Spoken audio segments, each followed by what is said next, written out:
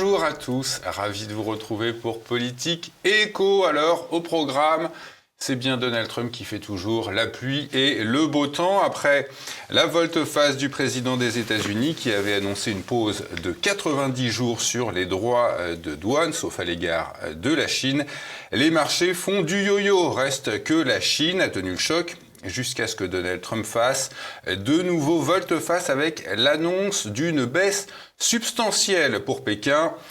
Il a déclaré ceci: « Nous allons être très gentils, ils vont être très gentils et nous verrons bien ce qui se passe. » Trump a aussi menacé de limoger le président de la Fed, la Réserve fédérale, Jérôme Powell, avant de faire marche arrière. Alors, comment peut-on expliquer ces revirements à répétition? Comment les entreprises, le dollar et l'or réagissent-ils? Comment le président de la Fed va-t-il gérer l'inflation? Notre invité aujourd'hui, Sylvain Tiger. Bonjour Sylvain. Bonjour Pierre. Sylvain Tiger, vous êtes le fondateur d'Ultra Bourse et également le cofondateur avec Olivier Delamarche de la lettre économique Les Incorruptibles. Et vous êtes d'ailleurs ancienne analyste chez Daily FX France. Sylvain, comment est-ce que vous expliquez cette deuxième volte-face de Trump concernant les droits de douane à l'égard de la Chine?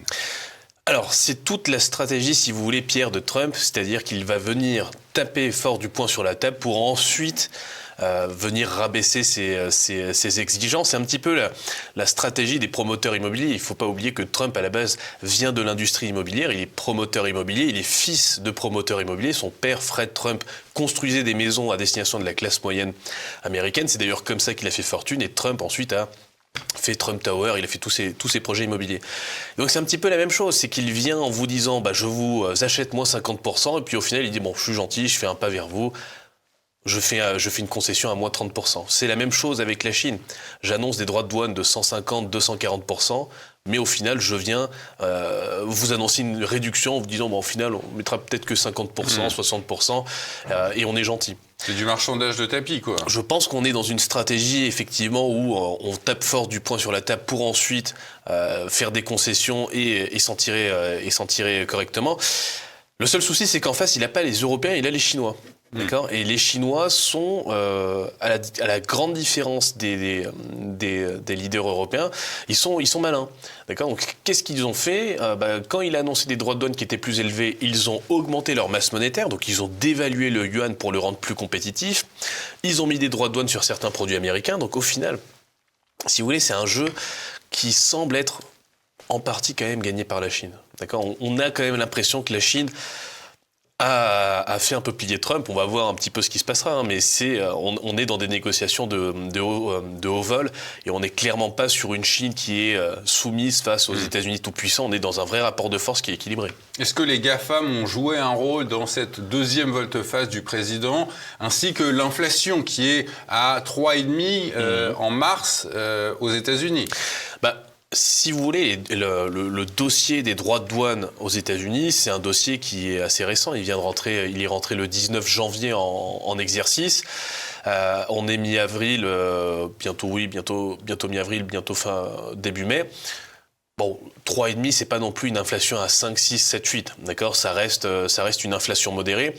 Je pense que c'est un prétexte pour Trump qui, de toute façon, depuis le début de son mandat, voulait des taux qui soient plus bas, donc il veut refinancer la dette américaine plus basse. Mais qui dit des taux plus bas dit également un marché action qui va monter, des prix de l'immobilier qui vont monter. En fait, si vous voulez, à chaque fois qu'on a baissé les taux et qu'on a fait du quantitative easing ces dernières années, que ce soit en Europe, que ce soit au Japon ou ailleurs dans le monde, ça a toujours, aux États-Unis, ça a toujours eu pour conséquence de faire gonfler le prix des actifs financiers. Et donc moi, ce que je pense, c'est ma théorie, je regarde ce qui s'est passé pendant le premier mandat de Trump, c'est qu'il veut négocier une baisse des taux avec le futur directeur président de la Fed. Donc là, aujourd'hui, c'est Jérôme Powell. En 2026, ça changera, ça sera quelqu'un d'autre.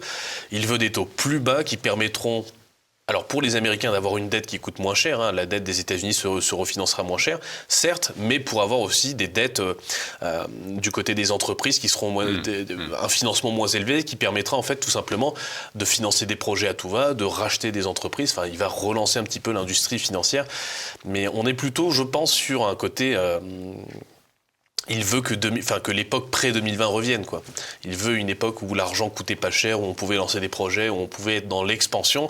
On a eu 2020, la crise du Covid, hausse des taux, contraction. Il veut réouvrir un cycle économique, à voir s'il réussira.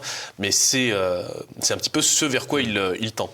Alors comment la Chine a reçu cette nouvelle volte-face de Trump ? La Chine, comme je vous le disais juste avant, ce qu'ils ont fait, c'est qu'ils ont dévalué le yuan. D'accord ?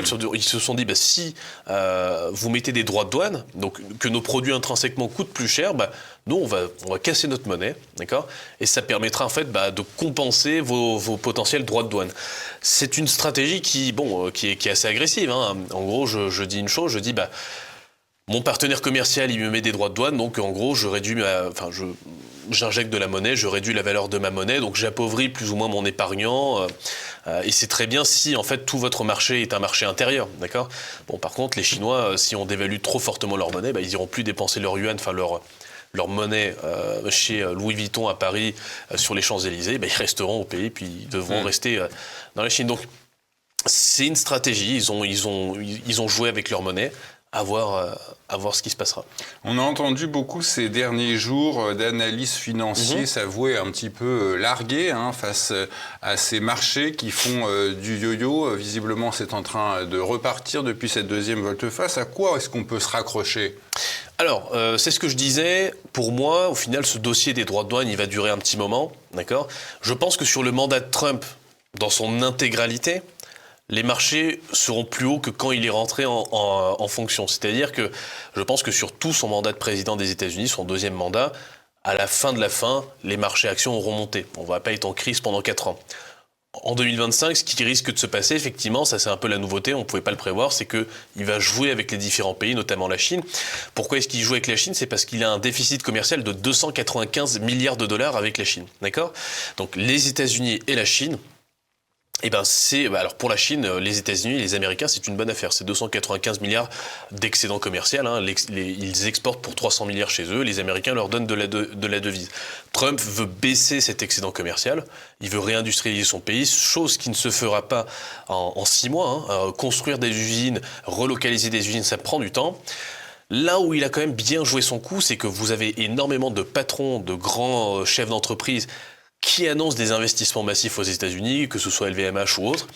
Donc, mine de rien, l'un dans l'autre, il a quand même réussi son pari qui est d'attirer en fait des capitaux dans son propre pays. Alors à l'inverse, est-ce que les riches Américains n'ont pas des doutes sur la politique commerciale de Trump ? Est-ce qu'il n'y a pas déjà des envies de départ ? Alors, je suis pas mal un petit peu les différents retours suite à la politique de Trump.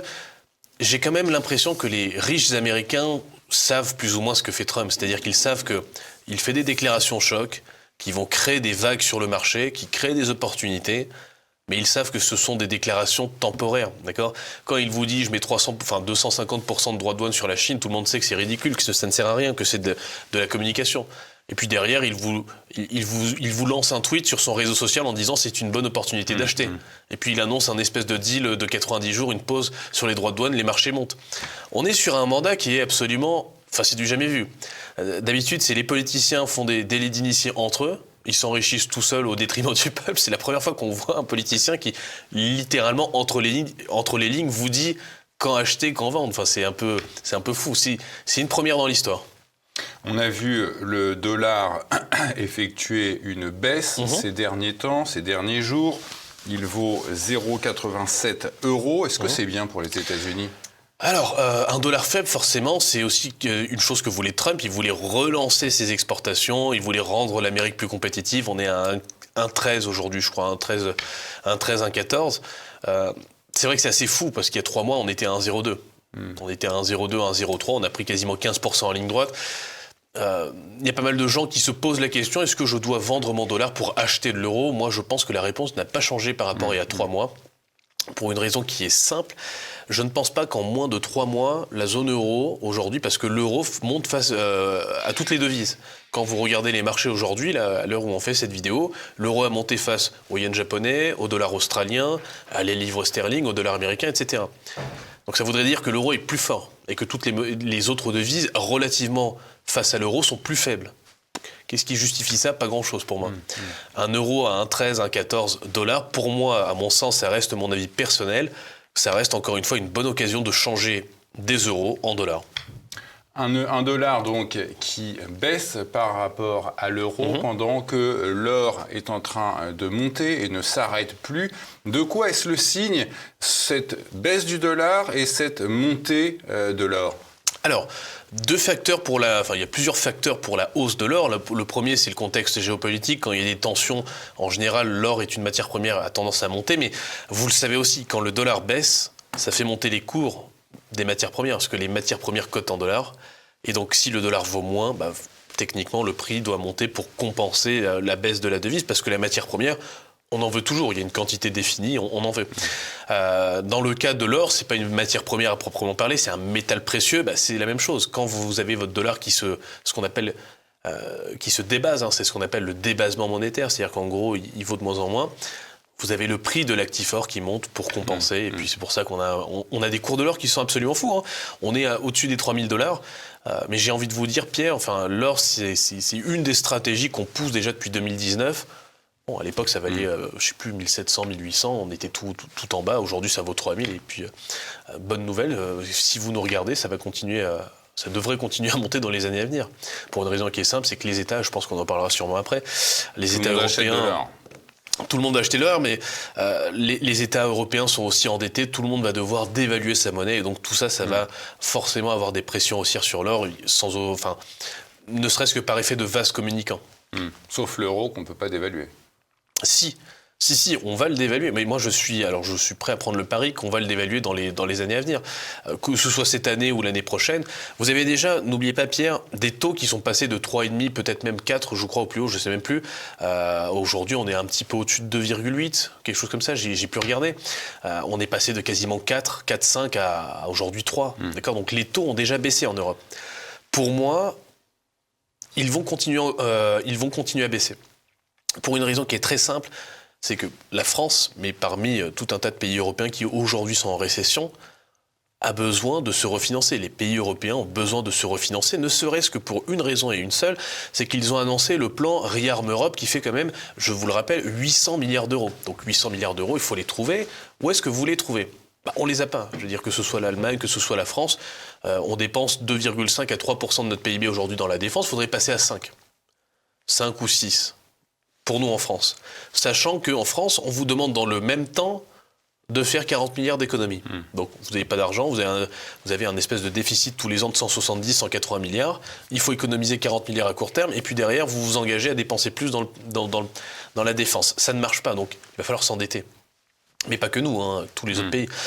Et pour cette raison, ils vont devoir baisser les taux et, à mon avis aussi, remettre en place un espèce de programme de rachat d'actifs, de dette, un quantitative easing, où ils vont racheter de la dette des pays européens. Ça serait la Banque Centrale Européenne qui, à nouveau, avec des taux bas, viendrait racheter les obligations d'État françaises, italiennes, espagnoles, tout ce que vous voulez, peut-être même allemandes, et refinancer tout le monde. Et ils le feraient peut-être même, on en parlera je pense peut-être après, mais ils le referaient peut-être même via un emprunt, parce qu'ils veulent mixer les dettes aujourd'hui. Ils veulent unifier la dette de la France, de l'Allemagne, ils veulent faire une dette européenne commune. Ça serait super pour la Banque Centrale Européenne. J'ai une dette commune, je baisse les taux, mais comme la dette déjà est commune, il y a des bons pays et des mauvais pays, ça permet d'avoir des taux qui sont déjà plus bas. Au lieu d'être la France qui emprunte à 3 et quelques, le mix, ça fera un espèce de pot pourri, j'emprunterai à 1,5. Et puis la BCE baissera les taux encore en dessous. Et puis la BCE rachètera les obligations de l'Europe. Et elle empruntera peut-être à 0,9. Et ça permettra de financer le déficit du français avec l'excédent budgétaire de l'allemand. Alors on reviendra en fin d'émission sur ces fameux 40 milliards d'économies que le gouvernement Bayrou souhaite économiser pour élaborer son budget 2026. Mais est-ce que vous pouvez nous dire, Sylvain, comment les entreprises réagissent depuis ces volte-face à répétition du président Trump? Le Philippe Béchat qu'on a reçu la semaine dernière nous disait qu'on peut déjà commencer à parler de crack. Oui, techniquement, on a fait, entre le plus haut et le plus bas, on était à moins 20, moins 25%. Donc on a une première décote sur les marchés actions. On a une première décote, je pense qu'il faut, et je le disais sur une autre vidéo, il faut que les gens qui nous regardent aujourd'hui ne soient pas, en fait, ne regardent pas les marchés actions avec une un prisme émotionnel, d'accord ? Ça va monter, ça va descendre, c'est en fait ce qu'on appelle la volatilité, tout simplement. C'est quelque chose, effectivement, si vous avez commencé la bourse en 2020, vous n'avez jamais vraiment connu de période de volatilité. Vous avez peut-être connu 6 mois de volatilité en 2020 où ça montait et descendait. Et puis depuis fin 2020, allez, on a eu un marché haussier jusqu'en 2022, une petite baisse, et puis c'est reparti tout le temps. Mais ça, en fait, ça n'est rien d'autre que de la volatilité. Moi, j'avais commencé... le premier compte de trading en nom propre que j'avais, je crois que j'avais 19 ans. Donc 19, ça devait être en 2012-2013. À l'époque, il y avait des mouvements de volatilité comme ça, c'était beaucoup plus courant parce qu'il n'y avait pas autant d'algorithmes sur les marchés. Ça montait, ça descendait. On avait l'habitude de ça. Et c'est pas quelque chose de choquant pour moi aujourd'hui. On a juste un retour de la volatilité comme on pouvait en avoir à une époque où il y avait moins d'algo, il y a peut-être une douzaine d'années. Donc pour moi, c'est pas forcément choquant, c'est juste de la volatilité. Les gens doivent aujourd'hui s'habituer à ça. On a été trop habitués aux algos, aux ETF, S&P 500, tout monte en ligne droite, c'est facile. Là, c'est juste le retour d'un marché, on va dire, un peu plus normal. Et encore une fois, je pense c'est une période temporaire.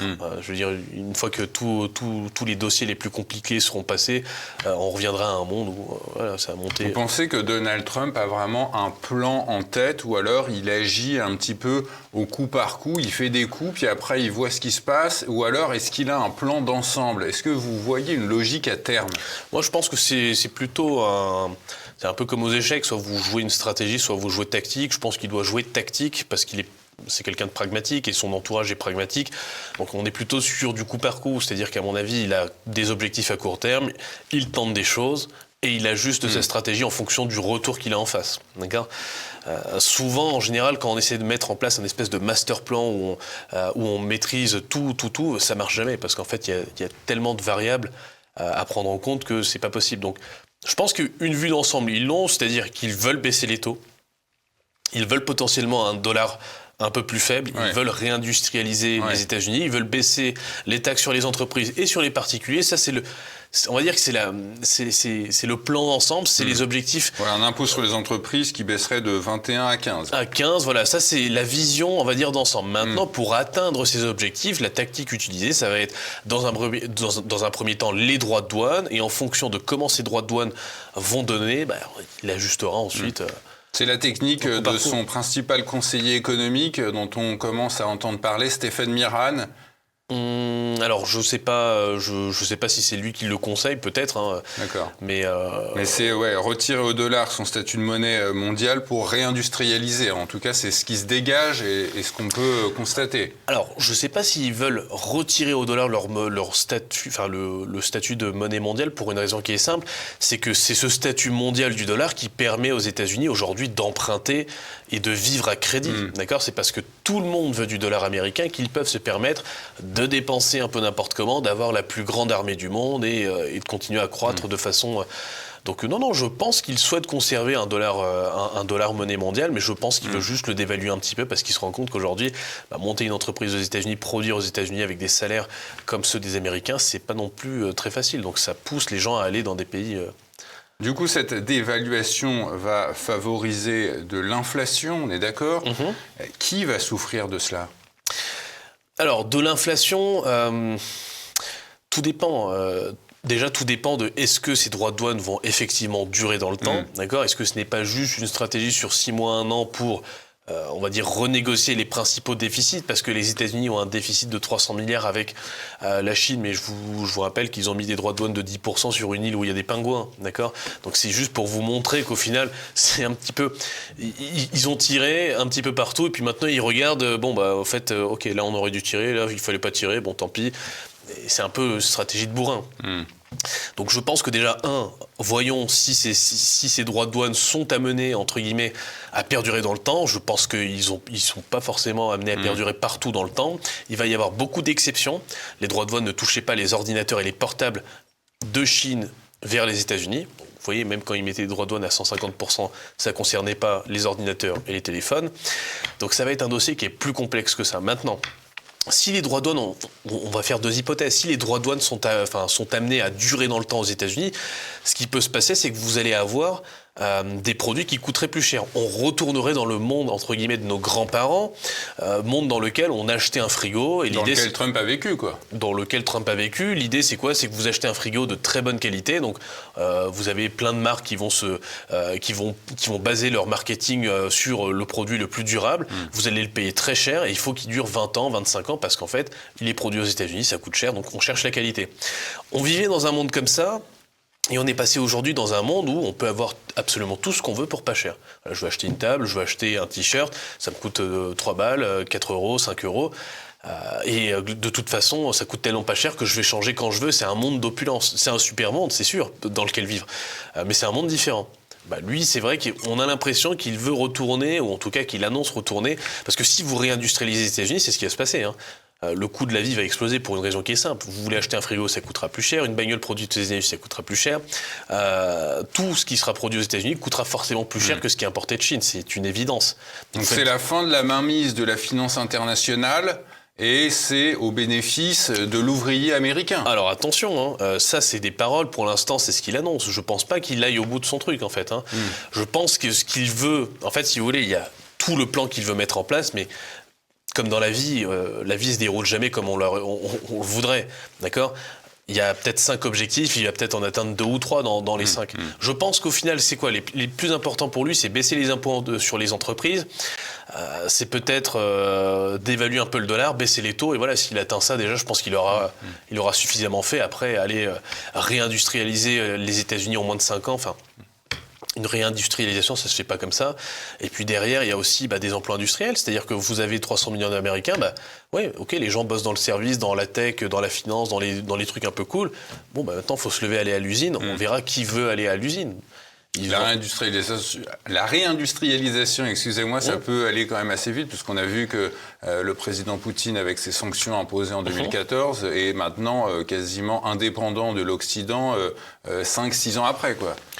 Il n'a pas réindustrialisé, Poutine. Lui, ce qu'il a fait, c'est qu'il vend le même produit, mais il le vend à la Chine, aux Indiens, qui le font passer par la Turquie et qui nous le revendent à nous. Donc, non, si vous voulez, je pense que c'est un bon argument marketing, la réindustrialisation. Est-ce que c'est faisable en 5 ans? Je pense pas. Je pense que c'est un laps de temps qui est beaucoup trop court. Je pense que c'est un laps de temps qui est suffisant pour avoir des déclarations, des engagements de patrons, d'accord, des grosses sociétés qui disent, je sais plus, il y a quelle société qui disait on s'engagera à dépenser 5 milliards de dollars aux États-Unis. Ok, ils vont peut-être récolter des engagements pendant ces 5 ans, mais après il faut construire les usines. Il faut surtout recruter la main-d'œuvre, c'est-à-dire des gens qui veulent faire des boulots industriels. Il n'y a pas non plus beaucoup de gens dans les pays développés qui veulent faire ces métiers. Donc qu'est-ce qui va se passer? Vu qu'en interne, les gens ne voudront pas faire ce métier, ils vont devoir aller recruter au Mexique. Et puis après, ils auront le problème de l'immigration, parce qu'ils auront des Mexicains qui vont venir travailler dans leurs usines, et puis ils vont pleurer parce que les salaires ne sont pas élevés. Et c'est une boucle sans fin, en fait, si vous voulez. Donc, réindustrialiser, très bien. Mais alors, du coup, il faut que les gens veuillent vraiment bosser dans les usines. Et ça, j'ai un doute là-dessus. On nous explique beaucoup que la politique commerciale de Trump va, nous, Français, nous plonger dans la récession, et puis peut-être même nos voisins aussi. Est-ce que vous pouvez nous expliquer pourquoi ? Pour une raison qui est simple. En gros, l'idée, c'est quoi? C'est qu'en France, si on augmente les droits de douane sur les produits français, les exportations de l'industrie aéronautique, le cognac, le champagne et toutes ces belles choses devraient coûter tellement cher aux Américains qu'en fait, ils l'achèteraient plus chez nous et puis ils iraient le produire eux-mêmes ou tant pis. Donc, vous avez des gens qui bossent dans ces industries qui ont fait des stocks de 6 mois, 1 an d'avance aux États-Unis pour pouvoir, au cas où... Mais bon, c'est des guerres commerciales. Dans tous les cas, une guerre, c'est jamais bon, ni pour l'un ni pour l'autre, que ce soit pour la France ou pour les États-Unis. Pour moi, tout ça, c'est un dossier qui va durer quelques temps. Je pense que c'est pas amené à rester, à durer 2-3 ans, ces trucs-là. Ça va être réglé assez rapidement. Bon, en tout cas, je pense qu'au bout d'1 an, on devrait y voir déjà beaucoup plus clair et qu'il y aura des accords. La seule chose qui ferait que ça dure plus longtemps, ça serait que, par exemple, Trump impose des conditions aux Européens. Les Européens se mettent à mettre en place des sanctions, je ne sais pas quoi, veulent rentrer dans une espèce de bras de fer. Et là, oui, le conflit s'éterniserait. Mais bon, j'ai quand même l'impression qu'ils ont bien compris que un des principaux partenaires commerciaux de l'Europe, c'est les États-Unis. Et sachant qu'on est en excédent, les Américains ont un léger déficit avec nous. Ils n'ont aucun intérêt à trop se fâcher avec nous, quoi. Alors, le président Trump déclare la guerre commerciale à la Chine. Il a également déclaré la guerre au patron de la Réserve fédérale, la Fed, Jérôme Powell. Il l'a traité d'immense loser. Et puis, la semaine dernière, dans le courant de la semaine, il a finalement décidé de ne plus limoger Jérôme Powell. Il avait en tête cette femme, Judy Shelton, pour le remplacer. Il reprochait à Powell de ne pas baisser ses taux assez vite. Pourquoi voulait-il une baisse des taux directeurs et pourquoi ne la veut-il plus ? Moi, je pense qu'il souhaite toujours cette baisse de taux directeur. C'est juste qu'il s'est rendu compte qu'il a peut-être tapé un peu trop fort. Mais c'est du Trump tout craché. C'est-à-dire qu'il attaque fortement pour ensuite, si vous voulez, se calmer. Donc, en fait, il a tapé sur Powell. Alors, expliquons un peu aux gens déjà comment fonctionne la Réserve fédérale américaine. Ça peut être intéressant. Ce qu'il faut savoir, c'est que la Réserve fédérale américaine, c'est une entité privée. Ça n'appartient pas à l'État. Ah bon ? Alors c'est pas la Réserve fédérale américaine, elle est pas américaine. Non, alors elle est américaine parce qu'elle est aux États-Unis, mais elle est détenue par un consortium de sociétés privées, de banques privées. Il y a JP Morgan, il y a toutes les plus grosses banques que vous connaissez. C'est ce qui avait été décidé sur Jekyll Island en 1913 à la création de la Fed. Exactement, donc ça reste quelque chose, mais c'est ça qui est un peu fou quand on réfléchit, c'est-à-dire que l'argent du monde entier, parce que la Fed et ses taux en fait dictent la pluie et le beau temps, que ce soit en Asie, en Europe ou partout. En fait, l'argent du monde entier, l'avenir du monde entier monétaire est décidé par une bande de personnes qui appartiennent au secteur privé.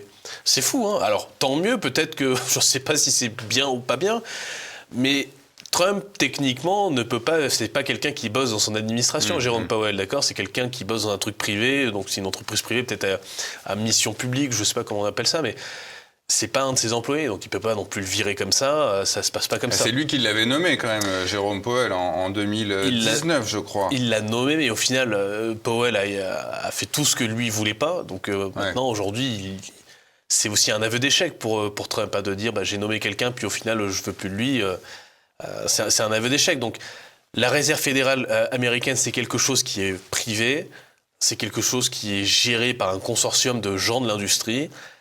Ils veulent pas baisser les taux, ou en tout cas, ils tapent ils freinent, entre guillemets, sur la baisse des taux. Bon, écoutez, on va pas... De toute façon, entre hausser les taux pour protéger le dollar et les baisser pour éviter un crack, comment Powell va-t-il s'y prendre ? Comment il va arbitrer tout cela ? Powell, en fait, il est quand même dans une situation où j'ai l'impression qu'il baisse ses taux, mais qu'il les baisse doucement, d'accord ? Son crack, au final, n'en est pas vraiment un, parce qu'on a eu cette baisse, les marchés remontent un peu, puis vont se stabiliser, ça va être un peu comme en 2022, ça monte, ça descend. C'est pas un crack... Pour moi, on pourrait parler de crack sur un événement comme celui de 2020, d'accord ? Celui de 2020, Covid, ça c'était un vrai crack. Pour le coup, là, on avait des suspensions de cotation, le marché baissait de 5% par jour, on coupait la séance, on revenait le lendemain, c'était n'importe quoi. Là, aujourd'hui, c'est une baisse forte, certes. Techniquement, on est à moins 20%, donc ça peut être un crack, mais ça reste quelque chose de maîtrisé. On n'est pas dans un effet de panique où il y a des gros appels de marge. Qui maîtrise ? C'est pas... Ce que je veux dire quand je dis maîtriser, c'est que les marchés ont pas fait on n'est pas à moins 40% depuis les plus hauts, quoi. On est à moins 20, c'est une belle décote, c'est comme une solde, c'est une première démarque. On n'est pas sur la deuxième démarque. Pendant le Covid, on a eu une deuxième démarque. On a eu des soldes, on avait des actions qui étaient vraiment pas chères. Là, on a des actions qui reviennent à des prix qui sont, pour certaines, intéressantes. Si on peut avoir mieux, pourquoi pas ? J'ai envie de vous dire, pour moi, si les marchés baissent cette année, c'est très bien. Ça nous donnera enfin peut-être une opportunité en 5 ans d'avoir des prix acceptables sur des actions. Parce que, en réalité, les derniers prix qui étaient intéressants sur les marchés actions, c'était 2020. Depuis, c'est tellement monté qu'à chaque fois, c'était beaucoup trop cher, en fait. Comment réagit l'Union européenne dans cette guerre commerciale États-Unis-Chine ? On voit que le président Trump refuse de recevoir Ursula von der Leyen. C'est quoi la tendance au sein des nations ? On a vu récemment le Premier ministre italien, Giorgia Meloni, aller personnellement négocier. Comment ça se passe ? Alors, Trump ne reçoit pas Ursula von der Leyen, et puis au final, il a bien raison. Par qui a-t-elle été élue ? Et puis au final, l'Union européenne est-elle une nation ? Non, pas du tout. Hein. Donc voilà. Donc ça, à la limite, je suis plutôt, c'est quelque chose à mettre à son crédit. Hein. Donc, je serais plutôt content. L'Europe se place de façon assez ambiguë, c'est-à-dire qu'elle commence à se rapprocher de la Chine, d'accord ? Elle commence à se rapprocher de la Chine. elle commence à mettre en place une propagande un petit peu anti-américaine. Donc les Américains qui étaient nos grands sauveurs depuis 2020 et dans notre guerre contre le fascisme russe, sont devenus nos nouveaux ennemis du jour au lendemain, comme ça. Voilà, donc, une élection, les Américains, copains, pas copains. Et en même temps, on ne peut pas vraiment se priver des Américains. Pour une raison qui est très simple, c'est que c'est nos partenaires commerciaux. Donc l'Europe exporte énormément vers les États-Unis.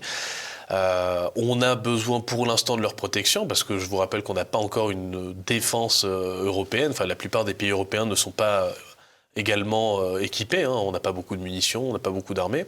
On aurait besoin de se protéger contre qui, au juste ? Si vous voulez avoir une nation, de toute façon, et une nation... on peut définir une nation par sa capacité à, entre guillemets, s'autosuffire, se protéger et se prendre en charge elle-même. Bon, sans sécurité, c'est compliqué d'être une nation, quoi. On est éventuellement la province d'un État plus puissant. Et c'est un petit peu ce que reprochent d'ailleurs les États-Unis à l'Europe. Il y a Vance qui n'arrête pas de lâcher des déclarations absolument tranchantes en disant on en a marre que l'Europe soit le vassal des États-Unis. Et je pense que l'Europe, aujourd'hui, comment elle se place un petit peu comme... toujours pareil, on est pris entre...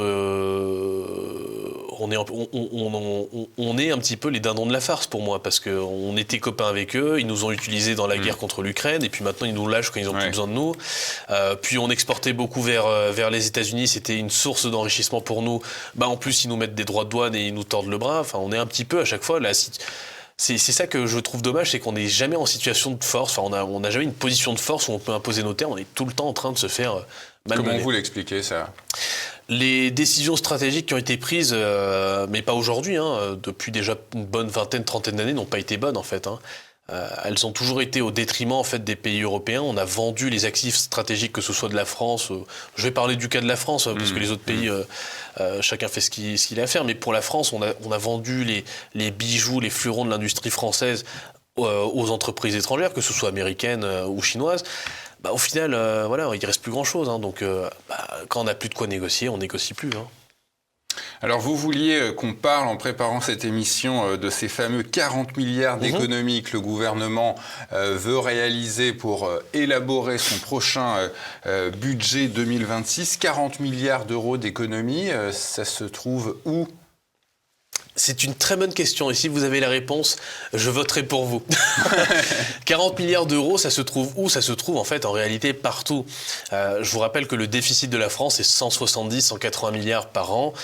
Donc chaque année, on dépense 150-170 milliards de plus que ce qu'on a. On vit à découvert perpétuellement. On a un gros souci, c'est qu'aujourd'hui, on a un déficit de 5,5%, c'est-à-dire que sur notre produit intérieur brut, notre PIB, on a un déficit de 5%, et ils veulent le ramener à 4,5%. Pour une raison qui est très simple, c'est qu'on a signé des traités européens et qui nous interdisent d'avoir ce qu'on appelle un déficit excessif. Sauf pour réarmer l'Europe, là, on ferme les yeux sur le pacte budgétaire. Voilà, donc ça c'est toujours pareil, c'est ce qu'on appelle la comptabilité créatrice. Quand ça nous arrange, on compte les chiffres. Quand ça ne nous arrange pas, on masque les chiffres. Alors si vous faites ça avec une entreprise, on vous dira que c'est une double comptabilité, c'est du pénal, vous allez en tôle. Mais quand c'est un État, vous avez le droit de truquer les comptes, personne ne va en tôle. On veut donner de l'argent aux vendeurs d'armes, mais le prendre aux retraités, en gros. Enfin, je caricature, mais c'est ça, quoi. Vous pouvez oui, c'est globalement ça. C'est qu'on prend l'argent d'une poche pour la mettre dans une autre. Donc on veut faire 40 milliards d'économies. Avec Ursula von der Leyen au milieu, quoi. Avec Ursula von der Leyen qui a augmenté pour la 4e fois son salaire en je sais pas combien d'années, en 3-4 ans, quoi. Donc magnifique. Donc vous allez faire d'économies, vous payez en plus quelqu'un très cher pour pas grand-chose. Donc vous avez cette économie de 40 milliards qu'il faut faire, mais en même temps derrière vous vous êtes engagé dans le plan Réarme Europe, en tant que pays France, à augmenter vos dépenses de défense. Donc d'un côté je dois faire des économies, de l'autre je dois dépenser plus. Et puis, j'ai différents trous. Donc, quels sont les trous ? Je peux vous en donner quelques-uns. Vous avez déjà les prestations sociales. La France a dépensé en 2023 888 milliards d'euros. C'est 30% de son PIB, 32% du PIB français qui a été dépensé dans des prestations sociales. Ouais. Et la France a une dépense publique qui s'élève à 57% de son PIB, son produit intérieur brut. Autrement dit, c'est comme si vous gagniez 1000 euros et que vous dépensiez 570 euros dans des conneries. D'accord ? Alors, dans les dépenses publiques, tout n'est pas à jeter. La dépense publique, je crois, la plus élevée des pays de l'OCDE. la plus élevée des pays de l'OCDE. Mais même la Chine fait moins, quoi. Même la Chine communiste. La moyenne des pays de l'OCDE, si je dis pas de bêtises, ça doit être quelque chose comme 25%. D'accord. Donc on est à plus du double. On est à plus du double. Donc on a un véritable problème sur la dépense, ça c'est clair. Alors après, toute la dépense publique n'est pas à jeter. Vous avez la justice, les hôpitaux, ce genre de choses. Mais le problème, c'est que le gros, en fait, de la dépense, c'est quand même les prestations sociales. C'est-à-dire que c'est la CAF, les aides de solidarité, les machins, tout ça, ça représente déjà un petit pactole. Le premier poste de dépense, il faut quand même le dire, c'est les retraites. D'accord ? C'est les retraites, vous avez ensuite la santé. Les retraites, le problème, c'est qu'on a vendu à des millions de gens il y a 20 ans, que s'ils travaillaient gentiment et qu'ils cotisaient, d'ailleurs, ils cotisent pas, ils payaient pour leurs aînés, et que quand eux, ils seraient vieux, leurs enfants paieraient pour eux. On leur a vendu ce modèle, ils ont basé toute leur vie sur ce modèle, et aujourd'hui, on doit leur dire, écoutez, en fait, on vous a arnaqué, vous avez vécu toute votre vie en pensant que ça allait être comme ça, mais en fait, on va peut-être pas faire comme ça. Et donc, on est face à un vrai dilemme moral, c'est-à-dire qu'en gros, on a annoncé quelque chose sur un contrat et puis on ne va pas respecter le contrat parce que c'est aujourd'hui ce que le gouvernement compte faire. Ils veulent raboter les retraites. Bon, ça c'est un premier sujet. Deuxième sujet, c'est les dépenses de santé. Donc la retraite, c'est le premier plus gros poste de dépenses et ensuite vous avez la santé. Pour la santé, c'est encore très compliqué. C'est-à-dire qu'on cotise beaucoup sur la fiche de paye, mais on se rend bien compte aujourd'hui quand on va à l'hôpital ou quand on va voir un médecin qu'on a de plus en plus de médecins qui pratiquent du dépassement d'honoraires parce qu'en fait les remboursements de la Sécu c'est pas assez pour eux pour vivre. Donc vous payez de votre poche, ce qui vous oblige à prendre une mutuelle. Donc on peut commencer à se poser la question de est-ce que j'ai réellement besoin de la Sécu ? Est-ce que j'irai pas sur un modèle plutôt privé plus je me prends une bonne mutuelle. On arrive dans des situations comme ça. Donc les 40 milliards d'économies, ils vont devoir les faire sur deux choses. Logiquement, ils vont taper les retraites et ils vont taper la santé. Même si je verrai des économies, il y a des économies plus évidentes ailleurs. Sylvain, pour conclure, on a un petit peu évoqué les trois blocs, États-Unis, Europe, Chine. Est-ce que vous pouvez nous faire une conclusion globale de la situation actuelle ? Moi, je pense qu'on vit une époque qui est absolument formidable, et vous voyez comme quoi je suis capable aussi d'être optimiste, parce qu'on est en train d'assister à une bascule entre le leadership américain et le leadership chinois. Et en fait, j'en parlais avec une personne qui était, c'était Idriss Aberkan, quand on a fait la vidéo il y a quelques temps. C'est intéressant parce que on a connu le leadership américain, nous, notre génération, depuis qu'on est petit. Donc on sait que les États-Unis sont les patrons du monde. Quand il y a un conflit, ils envoient l'armée, ils tuent tout le monde, et puis globalement, c'est un peu papa brut. Et là, on assiste à un leadership différent qui est les Chinois, qui dominent, mais par le commerce, et de façon pacifique. Enfin, je veux dire, les Chinois, ils ne sont pas en train de créer des guerres à droite à gauche, ils ne prennent pas des positions, ils n'envoient pas leur armée aller décimer des gens dès qu'ils ne sont pas contents. Donc, on assiste à cette bascule et on est en plein dedans. Et en fait, c'est une civilisation, les États-Unis qui a 200 ans, face à une civilisation qui en a 2000. 5000 les Chinois. C'est ce que disait Xi Jinping, les Chinois sont les fils du dragon depuis 5000 ans. Donc c'est vrai que, et on en parlait avec Idriss là, quand on a fait la vidéo ensemble, la Chine, 5000 ans de civilisation, ils ont dominé le monde quasiment les 5000 ans. C'est-à-dire que c'était la plus grosse, la soie, la porcelaine de Chine, tout, même la poudre à canon a été inventée en Chine, ils l'utilisaient pour faire des pétards, et c'est ensuite au XVIe siècle qu'il y avait un ingénieur en Europe qui a utilisé ça pour faire des canons, enfin pour faire des armes. Donc ces gens-là, en fait, ils ont dominé pendant quasiment une grande partie de l'ère moderne. Ouais. Ils se sont pris les pieds dans le tapis au XVIIe, XVIIIe siècle avec la guerre de l'opium. Donc les Britanniques sont venus chez eux et puis ont réussi à les faire tomber.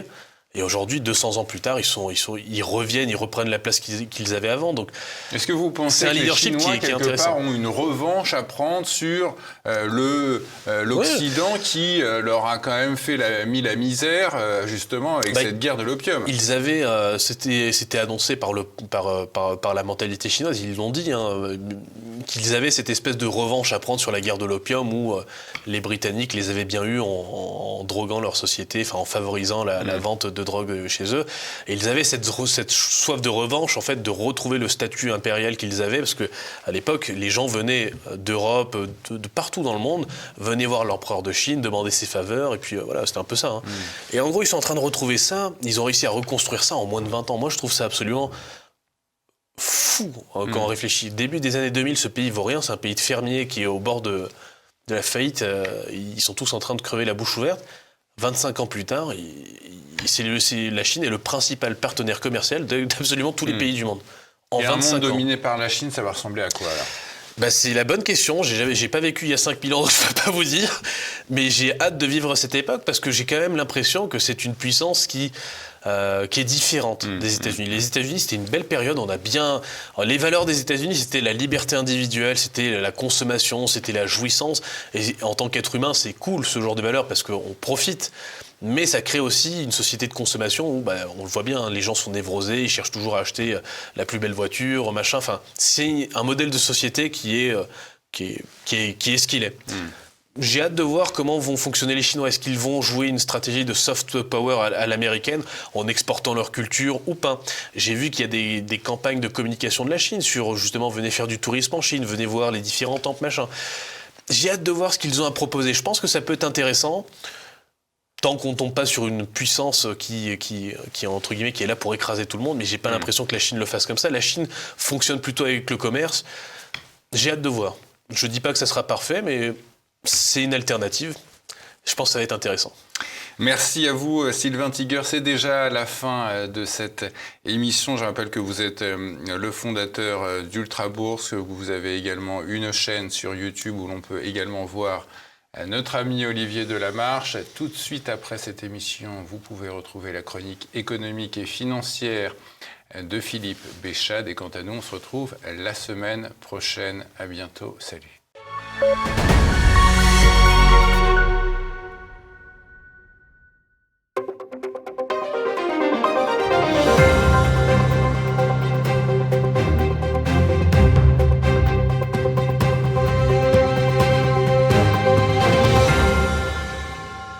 Bonjour et bienvenue pour cette synthèse hebdomadaire de l'actualité économique et géopolitique en mode affranchi.